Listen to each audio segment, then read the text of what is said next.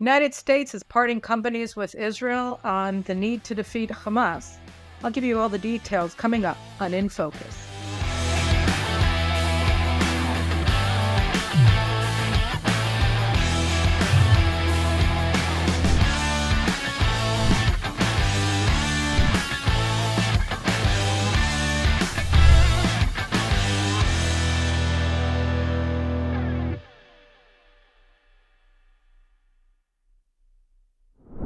So for the past several days, we've been witness to a really terrible dynamic.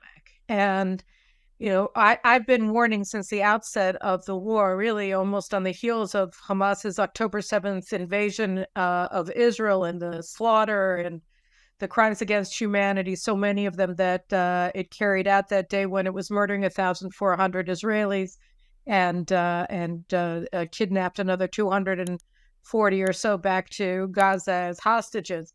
And I said at the beginning, this is a problem already. The day after the slaughter, President Biden was demanding that Israel uphold the laws of war in its fighting, which of course Israel does as a matter of routine. So this was sort of a gaslighting kind of slander of Israel. Don't do something that you weren't going to do to begin with, but I'm accusing you of doing it by telling you not to do it. So that was already the beginning of it. And over the course of the next several days and weeks since then, we've seen more and more American statements and actions that led to the conclusion that this isn't all roses and sunshine, that the Biden administration is actually supporting Israel at the same time as it's supporting Hamas. And over the past couple of days, in particular this week, we've seen that these fears have materialized in a very blatant and distressing way, I would say over three different things. The first thing, which I'm going to talk about, is the hostage deal and hostages for ceasefire that President Biden is placing massive pressure on Prime Minister Netanyahu to accept.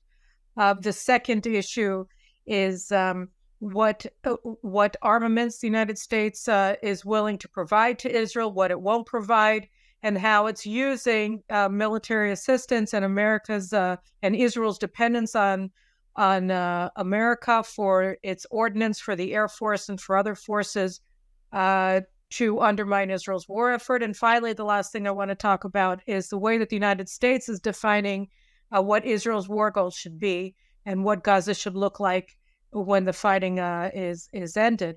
All of these things countermand, undermine, subvert Israel's war effort and its strategic interests and imperatives. So I'm just going to go through them one by one.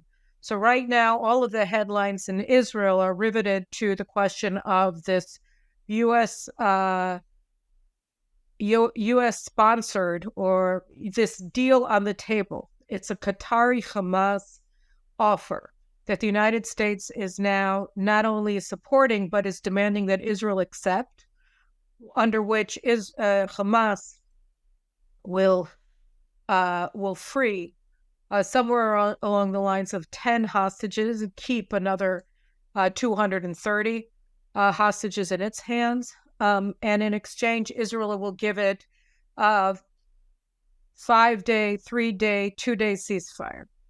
So this is horrible on every level. The offer on the table is a disaster for Israel, first and foremost, because it means that Hamas gets to dictate the pace and the number of hostages it'll free, when, under what circumstances. It places all of the cards in Hamas's hands. They're holding 240 Israelis, and they're calling the shots over who gets released and when. And so they'll dribble them out. In the meantime, they'll continue torturing the ones that they keep, continue to torture Israeli society, holding them over Israel. And of course, Hamas has no interest in letting all the hostages out, because the hostages are the ultimate human shields of the Hamas leadership. I wouldn't be at all surprised if our babies are now surrounding Yahya Sinwar and Mohammed Def, the two terror masters who were the architects of the entire October 7th slaughter. So they're using the hostages that they took, these innocent babies, children, women, men, who were stolen from our country and brought to enemy territory where they're being held by butchers. And so the deal on the table is Hamas's offer. This is what Hamas is willing to do. And so even having terms that Hamas is dictating massively undermines Israel's strategic standing and also our basic interest in protecting the lives of our people.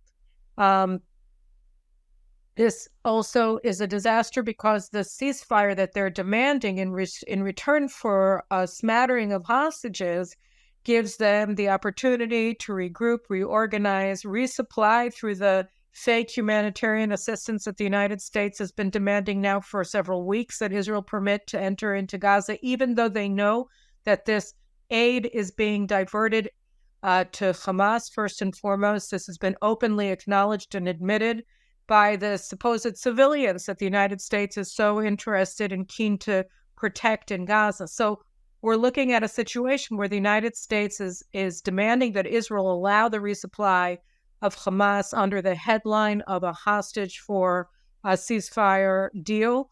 So this aids Hamas. It also undermines and endangers the IDF forces that are now operating in Gaza, right? I mean, I had, as a guest on the Caroline Glick Show this week, Semi Golden, the older brother of Captain Hadar Golden, who was killed and his body was snatched by Hamas during a humanitarian ceasefire during Operation Protective Edge in 2014. We know what Hamas does during these humanitarian or otherwise ceasefires. They seize our soldiers, and there are lots and lots of IDF soldiers on the ground in Gaza, and they come out of tunnels, and we haven't found out where all the entrances to the tunnels are. So this places all of our forces at risk of being kidnapped. So they let out 10. They take our soldiers hostage. Again, this is a disaster. It's also a disaster because it upsets our operational tempo and achievements, and so it sets us back. We're in the middle of encircling Hamas's command and control center around underneath Shifa Hospital in Gaza City, and here come the United States, swoop in and say, stop what you're doing, let them regroup, reorganize, resupply in exchange for 10 hostages that they'll choose, right? And you have to stop everything and place all of your soldiers at risk in order to get this deal that we're demanding that you take. And let's remember that this deal, from the American perspective, on the American side, is being brokered by Qatar. These are the same state sponsors of Hamas, of Al-Qaeda, of the Taliban, and Iran's closest ally in the Arab world that the United States gave, through whom the United States gave Iran $6 billion just a few days before the October 7th slaughter. Those $6 billion are being held in Qatar, right? And the United States paid $6 billion to Iran to get 5 American hostages free. That's over $1 billion per hostage that they paid. Okay, and it's Qatar that stands at the front of all of this because they're Iran's banker, just like they're Hamas's wallet.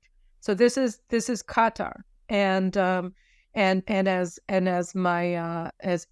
my previous guest, who may hopefully we'll have him back on the show soon, Yigal Carmon, wrote on Memory's website, it's not Qatar that's holding the Americans by the scruff of their necks. It's the Americans who hold Qatar.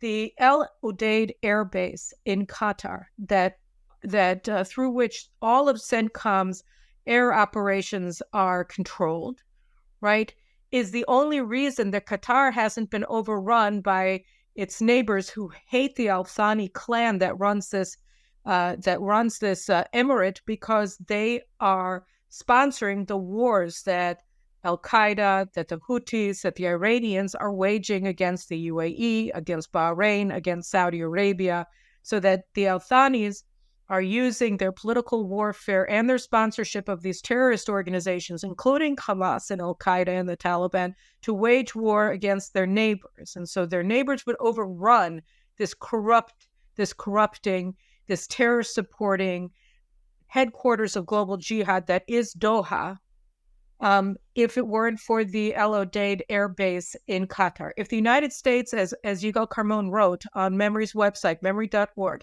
the United States so much as threatened to remove El Odeid Air Base from Qatar to the UAE, all American hostages would be freed by Hamas immediately. The United States has so many bargaining chips in its operations vis-a-vis Doha, and it's not bringing any of them to bear. Instead, it's demanding that Israel accept Qatar's, Hamas's conditions for the freeing of a smattering of hostages. And this is just a disaster. It's just a disaster. So that's the hostage deal, and we see already that that is under this incredible hammer of American pressure that the Biden administration is bringing to bear against Israel, not against Qatar. No pressure on Qatar. Qatar continues to be praised by the Biden administration. That we already see that the Israeli leadership is beginning to crumble. Prime Minister Netanyahu went from no ceasefire to no ceasefire without the return of all of our hostages, to no ceasefire without the return of hostages. And now we're haggling over the length of the ceasefire. So this is all induced by U.S. pressure on Israel that Biden and Secretary of State Blinken and Lloyd Austin and others in the Biden administration are increasing, not decreasing. This brings us to the second place where they're threatening Israel and where they're undermining Israel's war effort. We saw, I think it was at the beginning of the week, and I think I spoke about it on the previous In-Focus, that the Biden administration is now interfering, not now, it has been for a while, but it's the U.S. generals that are weirdly insisting on remaining at the Kiryat military headquarters and inserting themselves in operational meetings at the general staff level. Right, which they shouldn't be allowed into from my perspective, but at any cost, they're interfering with Israel's operational calculations in terms of ordnance of the bombs that Israel is using, and it's just to bomb Hamas targets in Gaza. So there was a Wall Street Journal article at the beginning of the week that said that the U.S. military experts, they're such experts that the United States lost its wars in Iraq and Afghanistan, but putting that aside, putting that into a little tiny box, right? These experts, these American generals are telling Israel, right, that we have to diminish the payload on the bombs that we're using against Hamas, that we've managed to pile up a lot of large ordnance, 2,000-pound bombs that we've been unloading on these targets. And remember that these targets aren't above ground. The main purpose of Israel's aerial bombing in Gaza is not to hit apartment buildings, it's to penetrate underground in order to destroy the military infrastructure that exists in lower Gaza, the underground complex of tunnels. Many of them only go horizontal 50 or 60 meters below ground, right? Where all of Hamas's command and control, all of its fighters, all of its ordnance, and possibly many of the hostages are now are burrowed, okay? And so you need large payloads on your bombs in order to penetrate the surface and go down and undermine their tunnel complexes, which is why we've seen, footage of these apartment buildings that have fallen. They haven't fallen because they've taken a direct hit. They've fallen because their foundations are entirely hollow, because underneath these multi-story apartment blocks, you have tunnel complexes, so that there are basically no foundations to these buildings. They're sitting on air. And so when you hit a tunnel complex, you can get secondary explosions that lead to the fall, the collapse of these buildings above ground. But Israel's main focus of effort is to go after the underground complex. So when the United States says that we want Israel to use bombs that are limited to 350 50 pounds instead of 2,000, which is what they're saying now, and that they're only going to provide Israel with 350-pound bombs for our aircraft rather than 2,000-pound bombs, what they're saying is we want to undermine the effectiveness of your air operations. That's what they're saying. We don't want you to hit as much as you're hitting. And they say it's for civilians to limit civilian casualties, but that's another thing. How do we know how many civilian casualties there's been? All of the allegations that, there are 4,000 dead children, these are all made by Hamas.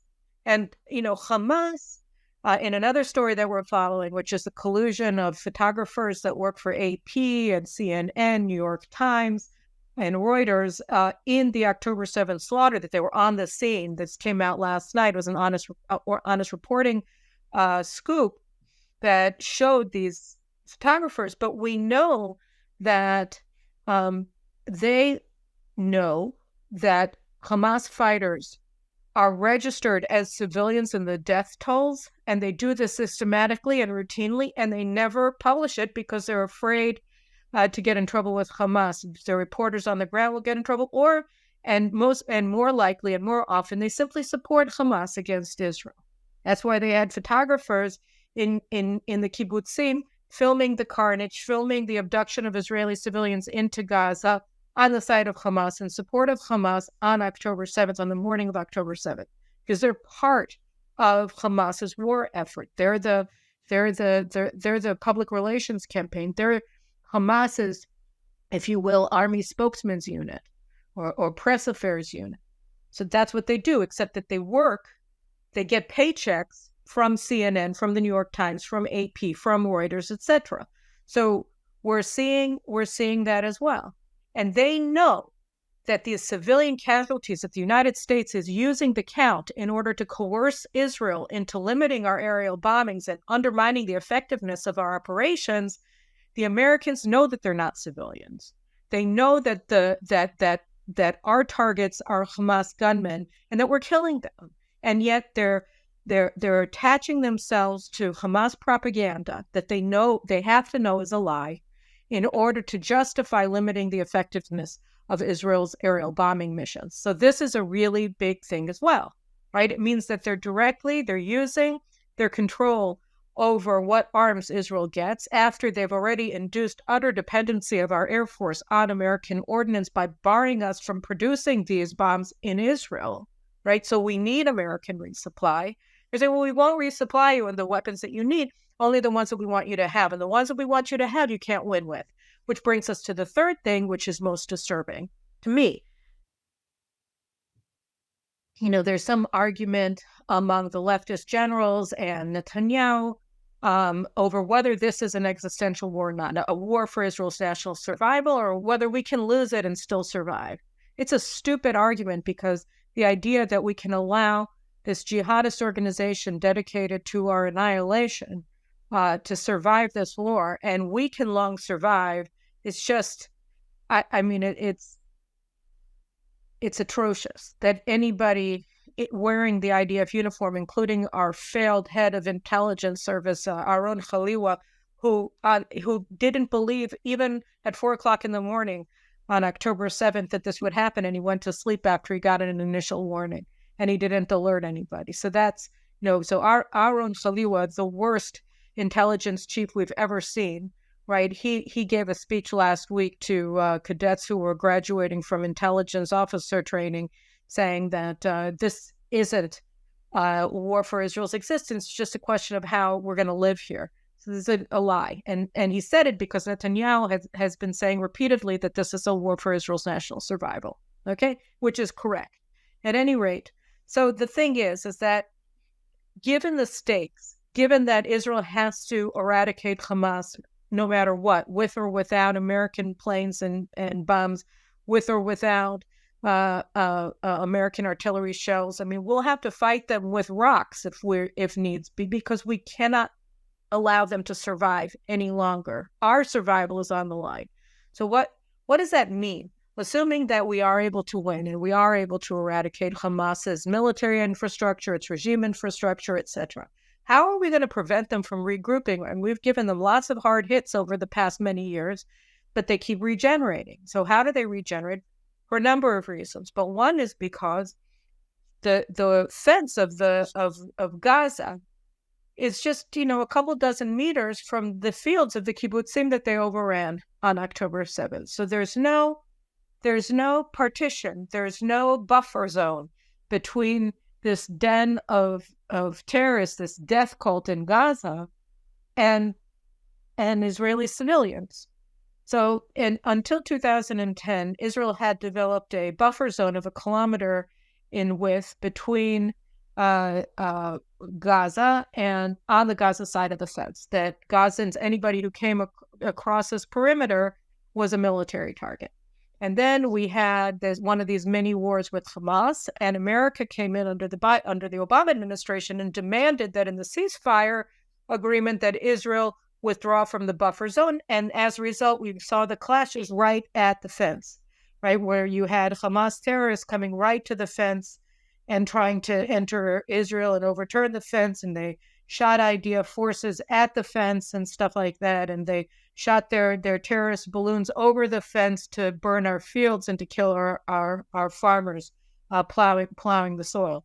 So this is what Hamas did, thanks to the Obama administration that denied Israel the ability to maintain its 1 kilometer wide buffer zone that extended from north to south along the border with Gaza. So I think that at a minimum, and I'm not just basing this on my own thought. I mean, these are statements, these are suggestions, these are recommendations that have been made by some of the military leaders, retired, that I most respect over the past several weeks, and even before what happened on October 7th, that in order to protect the communities along the border with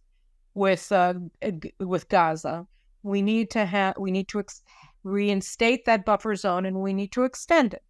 We need to extend it more, at least 2 kilometers in width from the border into where Palestinians are allowed to enter.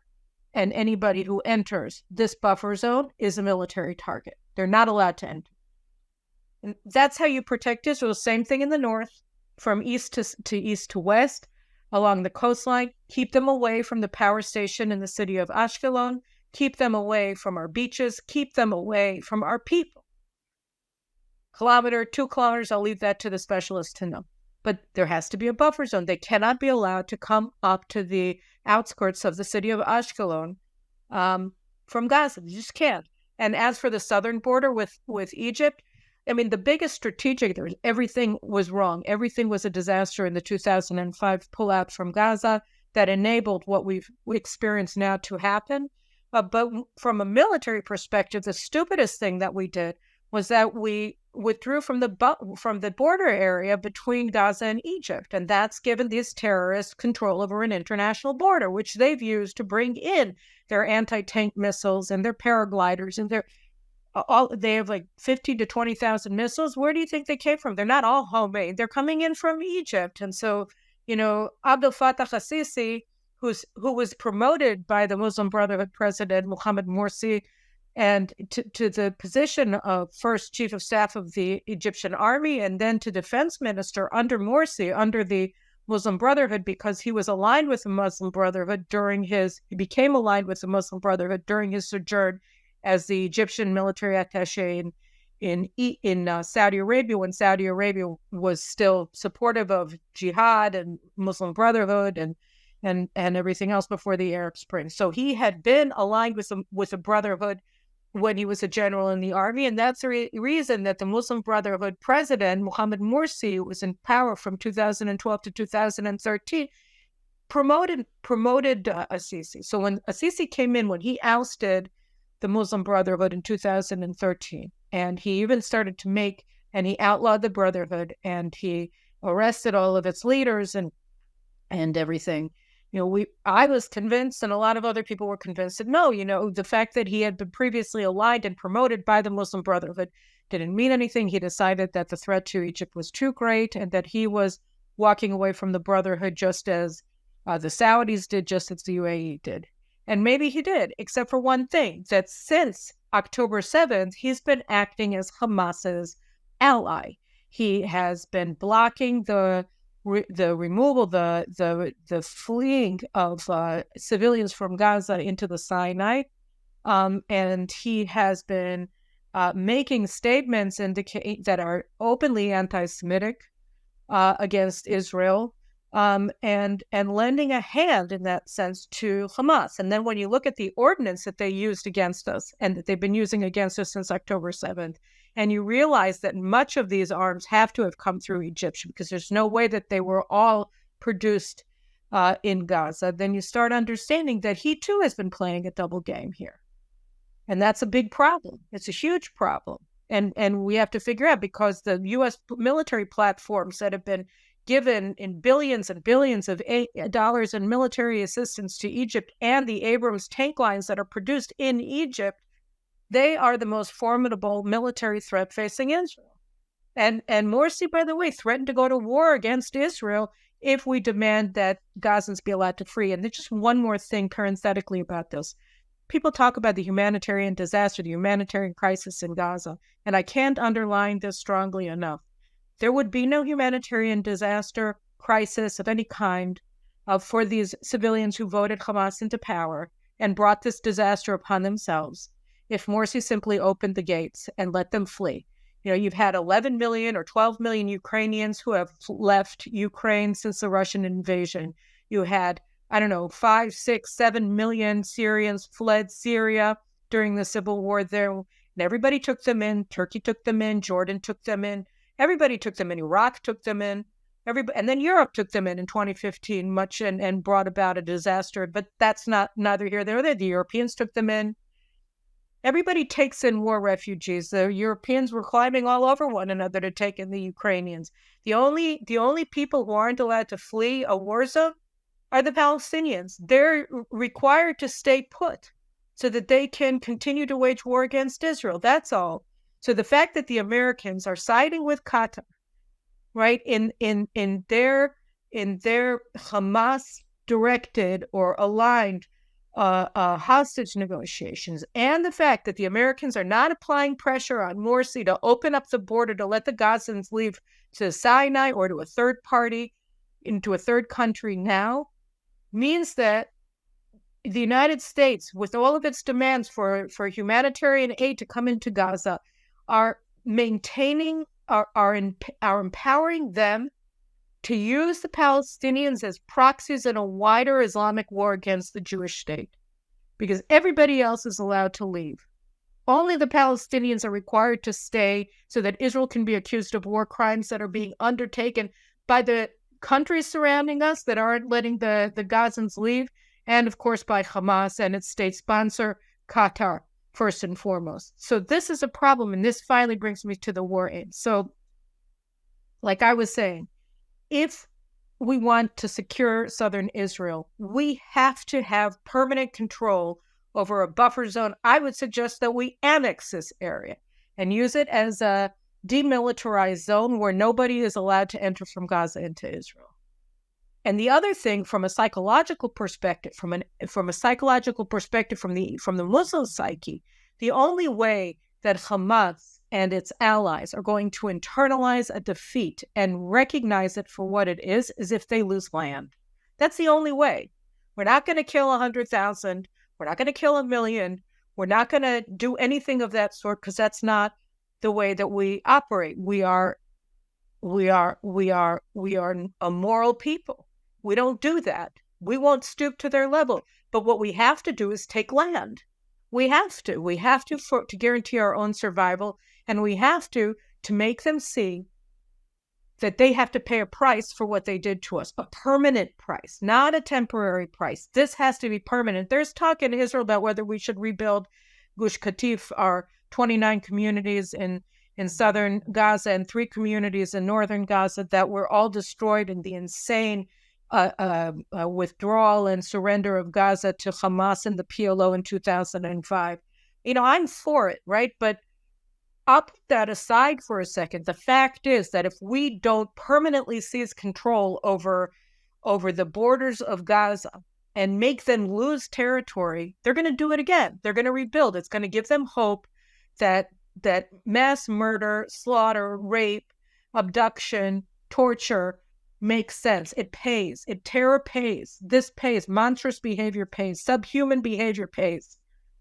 You're going to win if you do it, and we can't allow them to win. So what does Tony Blinken say yesterday? And it's already been set up, over the past several weeks of statements about support for two-state solutions, groveling meetings between U.S. officials and the failed leader of the PLO, the PA, Fatah, and terror financier and sponsor Mahmoud Abbas in Ramallah, right? they've talked about what they want, but here Tony Blinken, speaking at the G7 meeting in Tokyo yesterday, made it all very explicit. I'm quoting from the Wall Street Journal from this morning. Secretary of State Anthony Blinken described a vision for rebuilding Gaza. Rebuilding Gaza. You want to rebuild Gaza? How about southern Israel? Our communities were laid waste. It's going to cost billions of shekels in order to rebuild Be'eri and Kfar Aza and all of these other kibbutzim that were overrun by Hamas, and our military bases, and our society. You want to rebuild Gaza? So yes, they do. So it says here, rebuilding Gaza, described a vision for rebuilding Gaza and a path toward Israelis and Palestinians living side by side, quote, in space of their own, with equal measures of security, freedom, opportunity, and dignity. What are you talking about? After World War II, the United States did not give the Germans, right, equal measures of security, freedom, opportunity, and dignity that the American people had because they didn't deserve it, because they were defeated and because they were monsters. But no, equal measures of security, freedom, opportunity, and dignity. This is what you want to give the people who voted Hamas into power and supported them and greeted them as they brought back their raped Israeli victims as conquering heroes with whoops of joy and victory parades where they spat on our women and children. Okay? You want to give them equal measures of security, freedom, opportunity, and dignity that Israelis enjoy. Yeah, because we enjoy so much opportunity and security and dignity. And he said this on the sideline of a meeting of foreign ministers from the group of 7 industrial democracies, that the U.S. objects to forcible displacement of Palestinians from Gaza. What does that even mean? You object to forcible displacement, so you don't want Palestinians to be moved from active combat zones to the south and, God forbid, out to Sinai, right? You want them to stay in place. So how can Israel defeat Hamas if you have civilians in place? Well, you object. You object to the forcible displacement. Why? Why do you do that? Did you object to Ukrainians leaving Ukraine? No, you were pressuring the Poles and the Hungarians and everybody else bordering them to take them in. Same thing with Syria. But here, no. There can't even be moved south of Wadi Gaza. Why? Because reasons.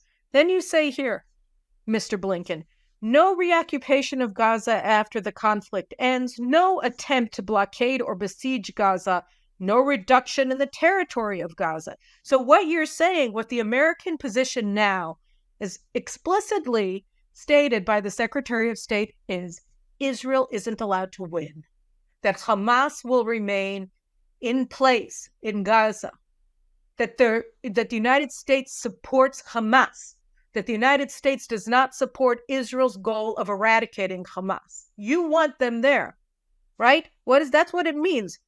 No reduction of the territory of Gaza means they pay no price. Zero. Zilch. No attempt to blockade or besiege Gaza, because why? Everything that they brought in there was for jihad purposes, was for the purposes of building their machine of terror and slaughter, which they used against us to such great effect on October 7th. And you say that we can't blockade their coast? I mean, aside from the fact that international law requires us to do that, that's U.S. drafted Security Council Resolution 1373 from 2001 after the 9/11 attacks, requires the nation member states of the UN to blockade areas that are controlled by terrorists. But here you're saying no blockade or attempt to besiege Gaza. Everybody free to move in and out, whoever can, whatever you want.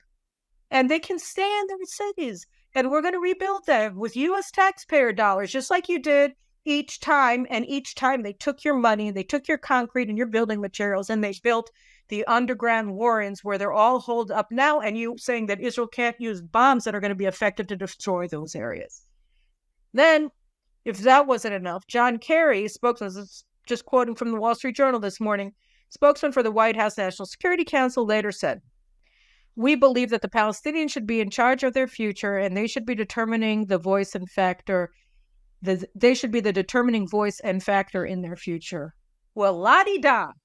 They did in 2006 when they overwhelmingly elected Hamas. And by the way, the people that they didn't elect, the Palestinian Authority, is absolutely on board with the elimination of Israel, is absolutely on board with the slaughter of innocents. There hasn't been one condemnation of what Hamas did from any senior member of the Palestinian Authority.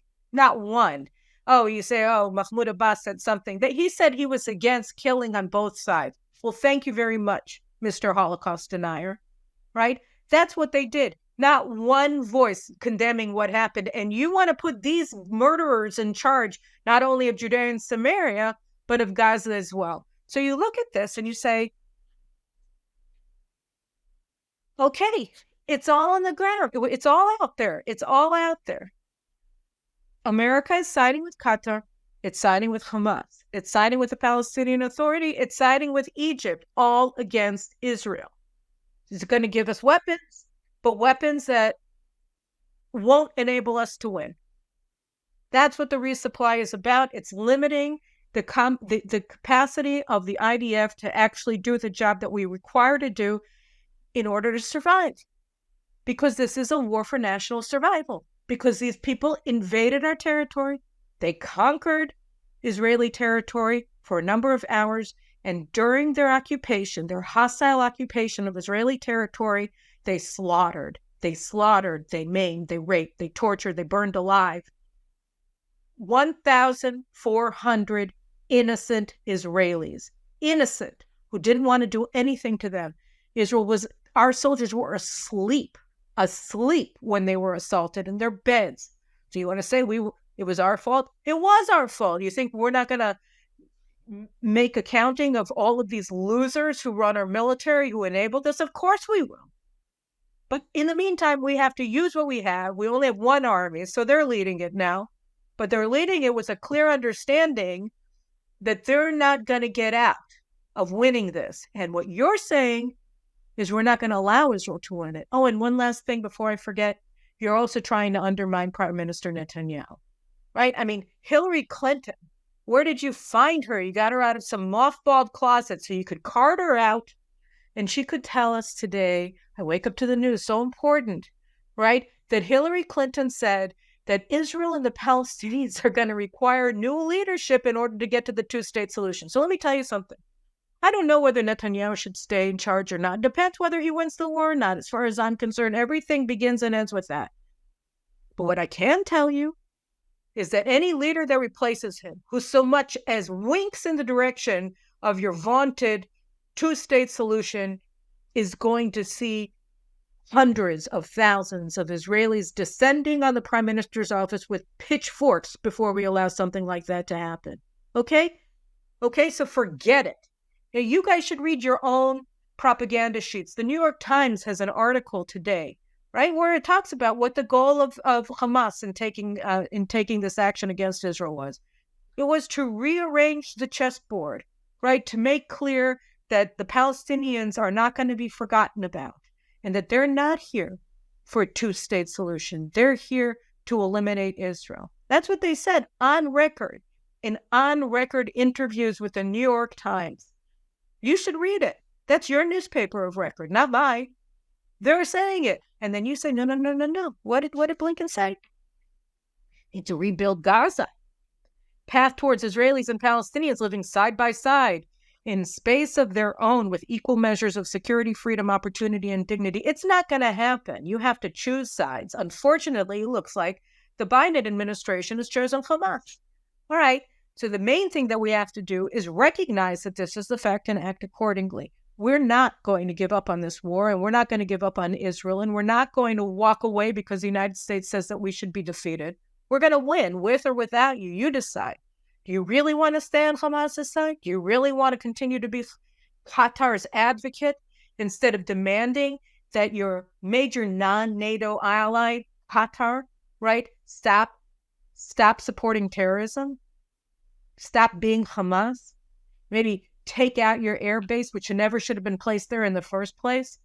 Move it to an actual country that wants to, be on America's side like the UAE. And let them overturn this place. Why are you keeping it on? because they give you billions of dollars to your think tanks, to your universities. Great. Look what happened now. You've turned them all into, happy hunting grounds for today's Hitler youth, right? Anyway, I'm done. This is what's happening. The United States has turned on Israel. It's out in the open now. And we have to figure out what we're going to do about it. But we can't turn our gaze from what we're seeing. And this is bad. Those are my thoughts for now. And I'll see you again next week, hopefully with better news. Take care.